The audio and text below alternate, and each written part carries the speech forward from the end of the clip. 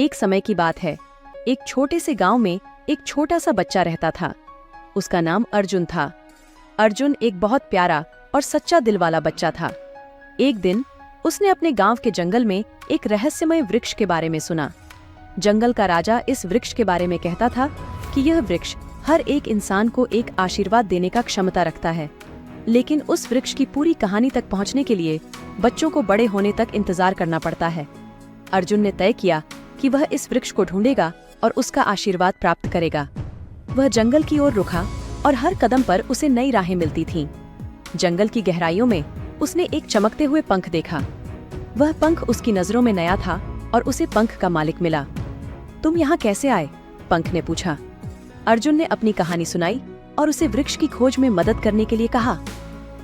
पंख ने मुस्कुराया और अर्जुन को अपने साथ ले चला। वे दोनों एक कठिन सफर पर निकले, लेकिन पंख ने हर कदम पर अर्जुन को मजबूती से सहारा दिया। जंगल की गहराइयों में वे नए दुनियाओं को छूने लगे और रोमांच से भरा सफर बन गया। फिर एक दिन वे वृक्ष के समीप पहुंचे। वृक्ष ने उनसे पूछा, तुम क्या चाहते हो? अर्जुन ने कहा, मुझे आपके आशीर्वाद की जरूरत है।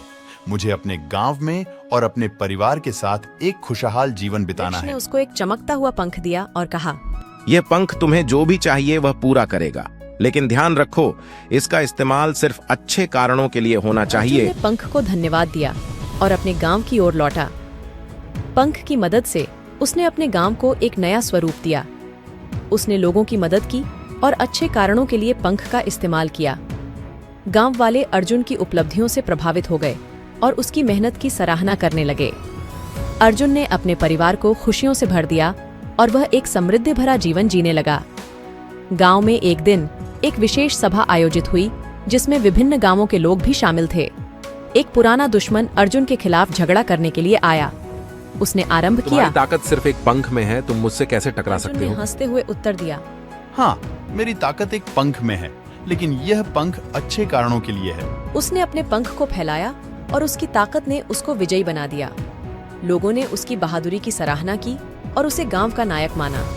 अर्जुन ने सीखा कि हमें अपनी शक्तियों को उचित तरीके से इस्तेमाल करना चाहिए और उन्हें अच्छे कारणों के लिए ही प्रयुक्त करना चाहिए। उसका विश्वास और मेहनत ने उसे असीम सफलता दिलाई और उसने अपने गांव को एक नया दौरा दिखाया। यह कहानी हमें यह सिखाती है कि अगर हम अपनी शक्तियों को सही दिशा में लगाते हैं और उन्हें सच्चे और नेक कारणों के लिए प्रयुक्त करते हैं, तो हम किसी भी मुश्किल को पार कर सकते हैं।